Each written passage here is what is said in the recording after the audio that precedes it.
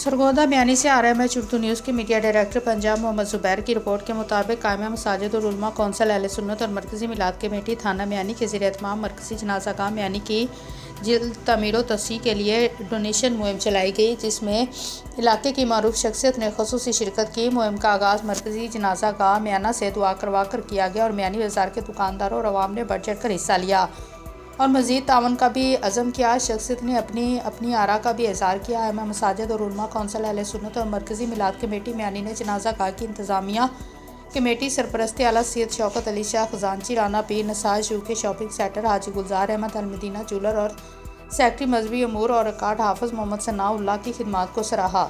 इमाम मसाजिद और उलमा कौंसिल अहले सुन्नत और मरकज़ी मिलाद कमेटी थाना बयानी के अरकान सदर अंजुमन ताजरान चौधरी गुलजार अहमद और समाजी शख्सियत ने सारी मार्केटों का दौरा करके चंदा इकट्ठा किया। रिपोर्ट कर रहे हैं Mohammed Zubair, media director Punjab, RMH Urdu news.